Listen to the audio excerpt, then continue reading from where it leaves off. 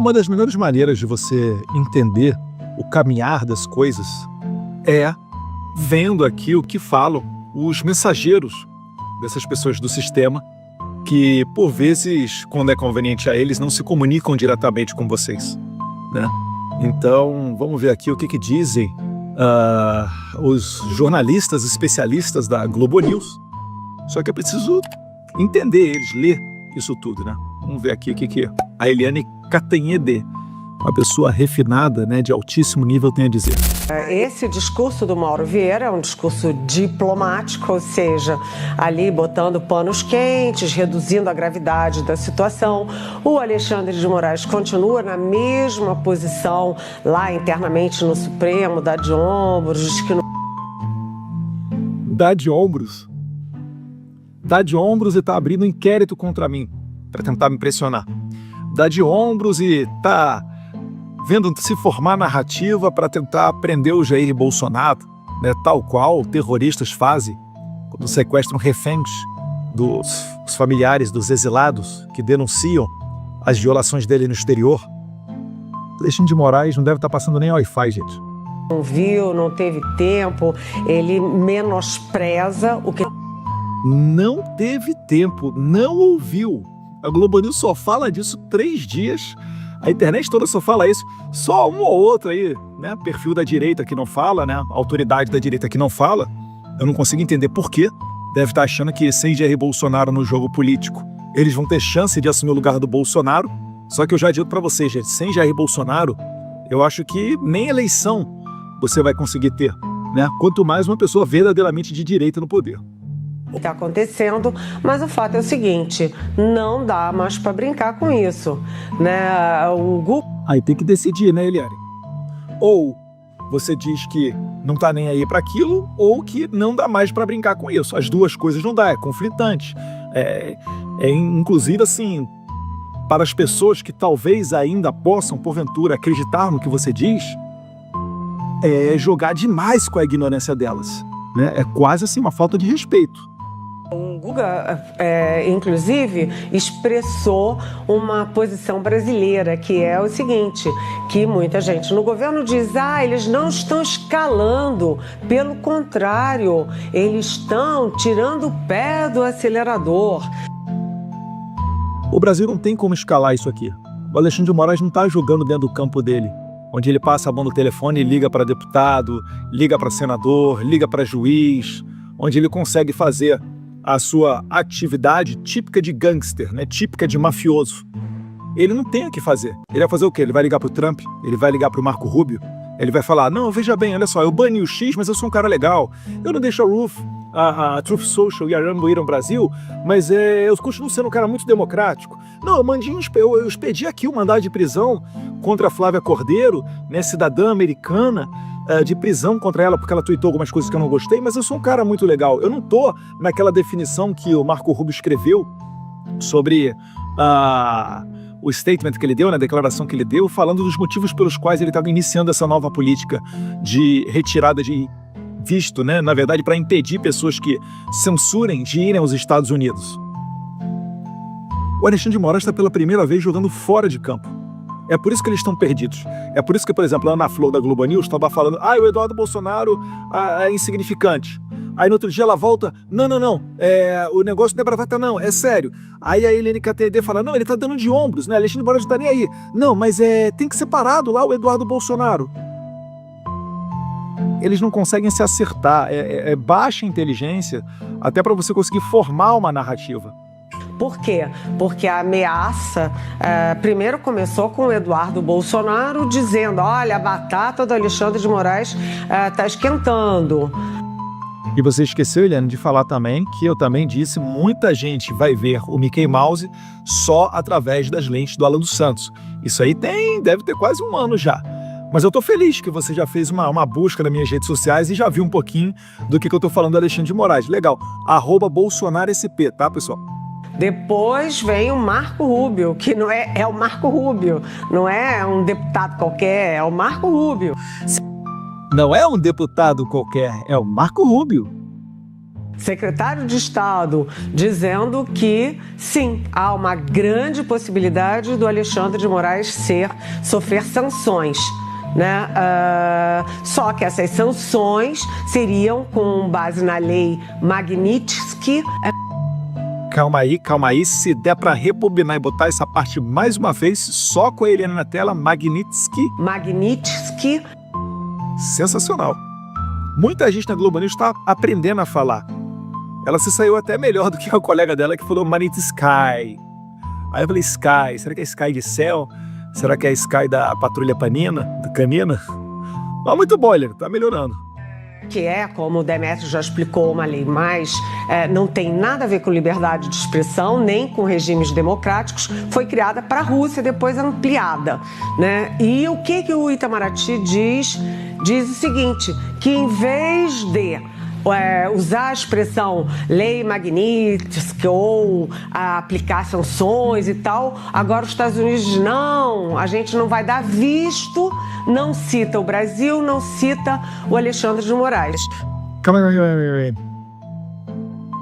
Eu vi o Marco Rubio dizendo que as sanções contra o Alexandre de Moraes estão sob análise e que há uma grande chance dele sofrer sanções da lei Magnitsky. Eu não vi o Marco Rubio dizer que, ao invés da lei Magnitsky, aplicaremos apenas a questão da retirada dos vistos. Tem esse vídeo aí ou não? Não tem, né? Do Marco Rubio falando que só vai aplicar a retirada de visto, né? Então, ela está fazendo um exercício mental, não é nem de flexibilidade, né? Isso aqui não é nem ultrapetita, é extrapetita. Ela está indo além da realidade para tentar dizer que está tudo bem, que está tudo tranquilo, quando na verdade não está. Então, podem ter certeza, segue essa análise dentro do governo americano para sancionar não só o Moraes, mas várias outras pessoas que se envolveram em censura, em atividades de violações de direitos humanos. E se ela não sabe, né, a primeira emenda nos Estados Unidos ela é tão forte, ela fala sobre liberdade religiosa, sobre outros direitos, mas ela é tão forte naquilo que se refere à liberdade de expressão, que normalmente até os republicanos dizem, né, são os direitos que Deus nos deu. O Marco Rubio, quando ele faz a declaração, o anúncio dele, detalhando um pouquinho mais, para além do tweet, sobre essa questão, ele inclusive fala lá, direitos que nascem com o homem. Não é um tribunal, um congresso, a ONU, não é ninguém que te dá esse direito de liberdade de expressão. Nos Estados Unidos é tão forte que isso nasce contigo. É seu, independentemente de qualquer coisa, independentemente da cor da sua pele, da sua etnia, enfim, é seu o direito de liberdade de expressão. Então, só corrigindo isso aí, tá, Eliane? Você está tentando passar uma falsa ideia da realidade para as pessoas que te seguem. E depois, quando saírem as medidas que você sabe que são para valer, aí você perde seu crédito. Aí você toma esculacho de gente na internet e você corre porque você não consegue debater. Não é porque você não quer se descer ao nível da internet e se sujar num debate com as pessoas, com os internautas, igual você reclamou, falando que o Guga Chakra se sujeita a isso, você até admira, né, fazendo cara de nojinho. Você não debate com as pessoas porque você não consegue, porque você é desmascarada, porque você é uma pessoa que estava reclamando que o Bolsonaro chamou você de mentirosa. Quando uma pessoa mente, ela é chamada de mentirosa. Os adjetivos, eles existem para qualificar as pessoas e dar a exata dimensão da realidade.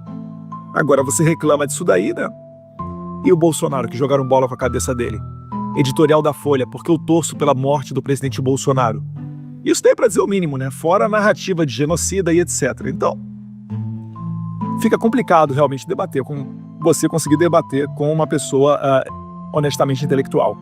Mas cá para nós é grave sim. O Eduardo Bolsonaro, ele vai para os Estados Unidos, se licencia do mandato, mas ele deu um leve caráter de institucionalidade na queixa dele quando ele leva para os Estados Unidos também o presidente da Comissão de Relações Exteriores da Câmara dos Deputados do Brasil. Que, na verdade, né, todo mundo sabe, o meu partido já havia dito que me indicaria para ser eu, o presidente da Comissão de Relações Exteriores da Defesa Nacional. Como eu não retornei, porque os seus colegas queriam me esculachar, você continua insistindo dizendo que isso é uma democracia, isso não é, isso é um regime totalitário. esculachar comigo, tirar meu passaporte, me anular internacionalmente, para me obrigar a julgar dentro do campo do Brasil, onde eles comandam tudo, já expliquei isso anteriormente, né? A tática dos mafiosos. Então, você está dizendo que o meu colega de partido, que também é deputado do meu partido, que veio aos Estados Unidos, que eu estive com ele, levei ele ao deputado Corey Mills, ele também está praticando atividade ilegal, é isso? Você está querendo criar uma narrativa para justificar consequências contra o deputado Felipe Barros? Porque nós nos encontramos com um deputado que perguntou ao Marco Rubio se havia a possibilidade de aplicar a Lei Magnitsky contra o Moraes, e o secretário de Estado disse que sim, há a possibilidade de se apertar esse botão legal e sancionar o Moraes. Aí você está querendo vir para cima do Felipe Barros. Muito democrático, Eliane. Nossa, assim, impressionante. Impressionante a sua honestidade intelectual. Deputado Felipe Barros, que foi aos Estados Unidos. Detalhe, fazendo isso aqui, Eliane, você está elegendo Felipe Barros senador no Paraná na próxima eleição, tá? Vamos dizer, dá um toque de institucionalidade na queixa do Eduardo Bolsonaro. Então a situação é grave, a situação é complexa, mas vamos pensar o seguinte. Primeiro, né, quando o governo Trump, e a gente pode dizer o governo Trump, né, o Trump, cita América Latina e Europa, né, que a Europa já tem uma regulamentação contra discurso do ódio via internet. E é por isso, inclusive, que várias pessoas da Europa também sofrerão esse impedimento de entrar nos Estados Unidos. Porque a coisa está muito ruim lá no Reino Unido, onde a esquerda ganhou de lavada as últimas eleições. Estão indo para cima de pessoas com tweet. De fato, o tweet está dando muita prisão lá no Reino Unido, dentre várias outras localidades, tá? Portugal, Espanha também estão com problemas, França também. Então, isso tudo está mostrando o quê? Que está ocorrendo um embate entre dois mundos. Entre o mundo que está permitindo se aniquilar com a oposição política e o mundo que está tentando resgatar essas liberdades. O Brasil está tentando regulamentar, né? O governo Trump está tentando regulamentar, só que não consegue. É o PL 2630, né, que nós conseguimos impedir a votação dele lá na Câmara dos Deputados. Essa semana mesmo já estava tendo outro embate com relação a isso daí, porque a esquerda ela se utiliza de alguns subterfúgios para tentar empurrar um ou outro dispositivo, um ou outro artigo de uma lei para favorecer aquilo que eles querem. É sempre como a causa nobre, né? Não, vamos acabar com o crime de ódio, vamos acabar com o assassinato de crianças em escolas. Vocês lembram, né, o estardalhaço que eles fizeram quando teve um caso lamentável, um caso trágico em Santa Catarina? E depois que eles não conseguiram botar em votação o PL 2630, eles esqueceram daquilo dali, fingiram que nunca mais existiram, nunca mais tocaram no assunto. É porque a causa nunca é a causa sempre é a revolução. A causa deles sempre é a perpetuação do poder.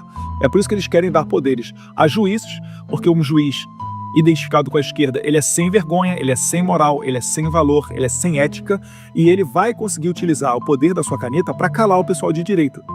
Um juiz conservador, ele, para ser conservador, ele tem que ter os valores judaico-cristãos. Ele tem que ter a noção do que é certo e o que é errado de acordo com a nossa cultura milenar da Bíblia e do cristianismo. Ele não vai conseguir, por pior que seja a pessoa, né, que pode ser um político de esquerda, silenciar aquela pessoa só porque ela falou alguma coisa que ela não gosta. Então, essa é a grande diferença na balança moral que nós temos. É por isso que você vai ver, o problema entre direita e esquerda hoje no Brasil não é uma questão de visão política, é uma questão de caráter, é uma questão de valores, né?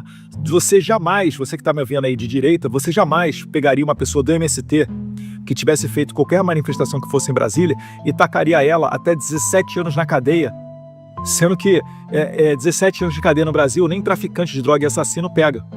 Consegue compreender o que eu estou falando? Trump é a favor da liberdade para o discurso do ódio na internet?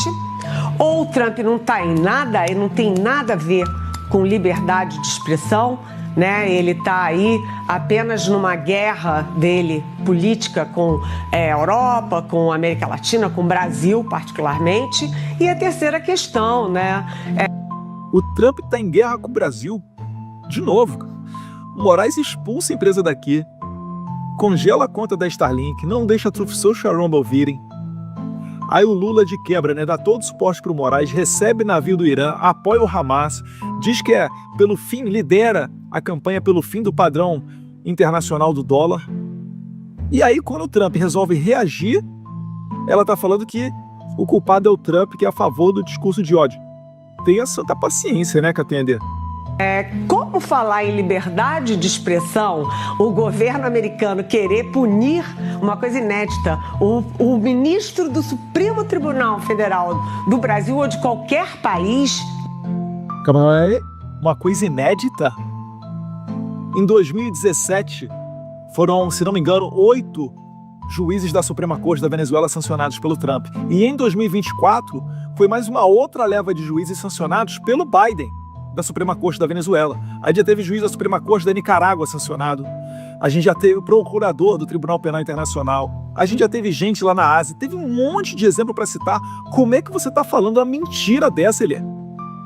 Uma coisa inédita, sancionar um juiz da Suprema Corte de outro país, da América Latina, do Brasil, pode ser que seja inédito. Juiz da Suprema Corte sancionado, mas você vai querer dar tons mesmo de que isso daí é algo inovador e pioneiro? Menos. Democrático por liberdade de expressão? Democrático? Você pode ver quem são os sancionados. Acabei de citar aqui, ó, Nicarágua e Venezuela, por exemplo. Mais recentemente tiveram autoridades, juízes de Cuba sendo sancionados. Será que é porque o Brasil está se aliando com esses países no que diz respeito à liberdade? Será que não é na hora da gente acordar enquanto nação e perceber que esse discursinho foi longe demais? Hora de pegar a bola e botar ela no meio de campo e acalmar os ânimos e dizer, olha só, não tem como a gente ter um processo com relação ao 8 de janeiro, não tem como a gente legitimar as perseguições, que são muitas, né, para muito além do 8 de janeiro. Se você for ver, por exemplo, o caso do Alan dos Santos aqui nos Estados Unidos, isso é muito anterior ao 8 de janeiro. A José Ludmila Lins Grilo, igualmente. Rodrigo Constantino, Paulo Figueiredo, também. Várias outras pessoas começaram a ser perseguidas antes do 8 de janeiro. Enfim, o Brasil toma consciência, né, de que está ocorrendo um exagero na ideologização da política, na narrativa, principalmente que serve à esquerda, ou não tem jeito, né? Vai ter que apertar o botão vermelho. Sendo que o Donald Trump está atacando Harvard, atacando as universidades americanas, exatamente para conter a liberdade de expressão contra o genocídio em Gaza. Não, ele é justamente o contrário. São pessoas com faixa do Hamas, pessoas pregando ódio aos judeus. É isso que o Trump está combatendo. Será que você não viu as 2 pessoas que foram assassinadas na porta da Embaixada de Israel em Washington, D.C.? E aí você fala que o Trump é que está disseminando ódio? Meu Deus do céu, ele tem a responsabilidade. Isso aqui beira um antissemitismo. De coração, beira um antissemitismo. Você está achando que a pessoa que consegue um visto americano... Vamos lá, vamos recapitular, porque eu sei que a Eliane ela é incapaz de dar um Google, um ChatGPT, ler um livro, ou se informar por fontes adequadas. Então vamos lá, Eliane, olha só. Quando a pessoa recebe um visto, pode ser visto de estudante, visto de trabalho, vocês gostam de falar que eu fui hambúrguer, né? Vamos citar meu caso. Tive o visto J1, trabalhei nas minhas férias da universidade, vim para os Estados Unidos, fiquei aqui fritando hambúrguer, tá? Um fritador de hambúrguer. Quando você tem um visto, Eliane, isso não te dá nenhum direito sequer de você entrar no território americano.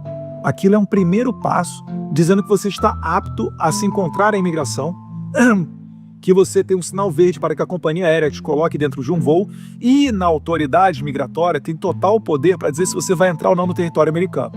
Uma vez dentro do território americano, o visto, ele não vai te dar direito a voto, direito a passaporte ou outros direitos que os cidadãos americanos natos têm. Você é um convidado dos Estados Unidos. E a qualquer momento os Estados Unidos têm poder discricionário para encerrar aquele seu visto, para cancelar aquele seu visto. E para isso existem alguns requisitos. É por isso que quando você vai entrar com um visto americano, você fala lá você fala sim ou não em várias questões, como por exemplo, você tem relação com grupos terroristas? Sim ou não? Você responde esse tipo de coisa antes de você entrar com o seu pedido de visto americano. Isso daí é por quê? É para você criar o comprometimento E para você saber que, se você tiver alguma atividade pró-terrorismo, os Estados Unidos não te aceitarão lá naquele território. Isso não é uma cultura de ódio, é muito pelo contrário, é uma cultura de preservação do seu país para não permitir que bandidos e criminosos internacionais venham para o seu território, porque isso representa um risco para os seus cidadãos. Isso deveria ser uma política de todos os países no mundo inteiro. Mas você está aqui vendo, né, aproveitando a oportunidade para dizer que o Trump é que está errado. Pelo amor de Deus, né, Eliane? Portanto, Marcelo, é uma história muito complexa que vai ter muito desdobramento, mas o Brasil não antecipa os próximos passos. O Brasil não antecipa os próximos passos, principalmente por quê? Porque não tem informação. Se o Itamaraty soubesse o que estava acontecendo, eles teriam alertado muito antes o governo Lula, que teria alertado ao Alexandre de Moraes. O Itamaraty não tem a mínima noção do que está acontecendo. Inclusive, eu já tinha dito que o Alexandre de Moraes abriu investigação contra mim, pedindo para ouvir diplomatas brasileiros que estão aqui na Embaixada do Brasil nos Estados Unidos. Não vai adiantar de nada. Eles não vão poder falar nada. O máximo que eles vão fazer, sabe o que é? Eles vão pegar a minha rede social, vão ficar retroagindo para ver quais datas eu estive na Casa Branca ou no Congresso. Não saberão de todas as datas, porque pouquíssimas oportunidades que eu estive na Casa Branca eu falei alguma coisa sobre isso. Mas todo mundo sabe que eu estava indo para Washington DC. Em algumas oportunidades, uma outra ali, eu botei uma foto lá com o Paulo Figueiredo, outra. Mas, no entanto, né, esse projeto inteiro, nenhum diplomata participou. Eu acho que muitos deles também ficaram felizes, né, de não ter que receber o deputado federal Eduardo Bolsonaro no aeroporto e se ciceronear. Como eu disse, existem excelentes pessoas dentro do Itamaraty, mas também existe cada tranqueira. Leiam a matéria do Jamil Chad no governo de transição, né, final de 2022, ele fez uma matéria assim, quase emocionado, falando da braveza e coragem dos diplomatas de Itamaraty que bloquearam o governo Bolsonaro. Eu nem vi tanto prejuízo assim não, para ser bem sincero, né? Ele não encontrou com o Gutierrez da ONU. A propósito, né, o secretário-geral da ONU, 01 da ONU, o Antônio Gutierrez, português, a sua chefe de gabinete foi a nossa atual embaixadora do Brasil nos Estados Unidos. Eu acho que o Trump não curte muito essa linha globalista da ONU. Que todo mundo já conhece a embaixadora brasileira. Por quê? Porque quando o David Gamble Jr., o Ricardo Pita, aquela delegação dos Estados Unidos foi ao Brasil, e o próprio Jamil Chad falou: Eduardo, eles estão indo falar de CV e PCC, não estão indo falar de sanção contra o Trump. David Gamble Jr. é o coordenador para fins de sanções do State Department. O Ricardo Pita é conselheiro sênior do State Department. O Ricardo Pita se encontrou com o Jair Bolsonaro. Será que foi para falar com o ex-presidente sobre CV e PCC? Ou será que foi algum outro assunto? Não sei. Esse foi um encontro reservado deles, né? O Jair Bolsonaro é muito ético e muito correto quando ele tem esse tipo de encontro em não abrir e não publicizar. Mas vocês conseguem certamente pensar e imaginar o que pode ter sido tratado ali, ou ao menos pensar que ainda que tivessem apenas ido lá tomar um cafezinho, fica a foto, né, todo mundo viu a foto, e fica a mensagem entregue. Então, o Itamaraty está acordando no meio de algo que ele sempre ignorou. Não só eles, o Alexandre de Moraes também. E tá engraçado de ver esse jogo. Por quê? Porque o Moraes pressiona o Itamaraty, pressiona o Lula, achando que ele tá no quintal dele, né, nos Estados Unidos, vamos lá, como é que é? Responde logo aí, fala lá com o pessoal do Trump, eu que tô mandando, sou um juiz da Suprema Corte, eu sou um excelentíssimo senhor, juiz do Supremo Tribunal Federal. Como que eles não vão me ouvir? Meu Deus do céu. Estão batendo cabeça. A propósito, a embaixadora que eu estava falando, quando teve essa missão do State Department, do David Gamble Jr. e Ricardo Pita para o Brasil, ela foi dar piti lá no State Department. Ou seja, uma delegação americana foi ao Brasil, estava em curso audiências com autoridades brasileiras que deram ok para receber essas autoridades americanas. E seria até bom para o Brasil, tá? Sendo bem sincero, eles estabelecerem contato com os americanos. Seria bom para eles, na tese deles, ter um canal de comunicação. Só que nem para isso eles tiveram competência de fazer direito. Pelo que eu estou vendo. Não tem nada reverberando da ofensiva de Itamaraty dentro do State Department da Casa Branca. Mas nessa oportunidade, ela foi lá de surpresa, em cima da hora, foi no pré-State Department, se encontrou com uma autoridade do State Department e quis botar o dedo na cara das pessoas para dizer o que elas podem ou não fazer no Brasil, querendo ditar as regras da política internacional norte-americana. Vocês têm noção dessa arrogância? Então vamos lá, recapitulando a nossa querida embaixadora. Chefe de gabinete do Antônio Gutierrez, globalista, conhecida nos fóruns internacionais. Vai no State Department da piti e tomou um sabão, pelo que eu tô sabendo. Já azedou a relação. E aí o Moraes tá apostando as suas fichas nessa galera. Tá lindo e maravilhoso. Tô adorando. Isso daí, todo mundo que tá nos bastidores já sabe. Talvez você não saiba, né? Isso é só para você não ficar preocupado achando que eu tô falando demais, porque na verdade isso já era de conhecimento a todo mundo que tá nesse jogo. O Paulo Figueiredo, inclusive, já falou desse episódio anteriormente. Eu aqui só tô repetindo e colocando nos meus canais. Inclusive, sigam lá o Paulo Figueiredo, tá? Nas redes sociais, segue ele no YouTube, no Rumble. No Brasil não tem acesso ao Rumble, né?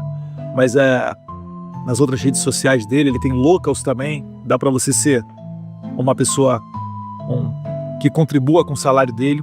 Tá sendo essencial o Paulo Figueiredo aqui nos Estados Unidos, tá? Aquele negócio, gente. Marcamos um gol, mas 0-0, bola no meio de campo, sem soberba, sem salto alto, tá tudo lindo, né?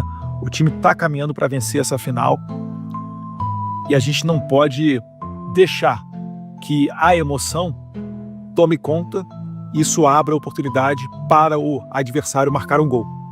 Então tá tudo indo bem, graças a Deus, mas falta nascer a criança. Vamos lá, vai dar certo, a gente vai conseguir exercer a pressão suficiente para resgatar a democracia brasileira, anistiar as pessoas do 8 de janeiro, ter uma eleição minimamente confiável em 2026, acabar com esses inquéritos que nunca deveriam ter sido abertos, né, como o da fake news, aberto desde 2019, 6 anos aberto, acabar com essas perseguições contra Ludmila Leis Grilo, Alan dos Santos, Flávia Cordeiro, André Porciúncula, dentre várias outras pessoas que estão debaixo da espada do Moraes e não tem relação somente com o 8 de janeiro, beleza?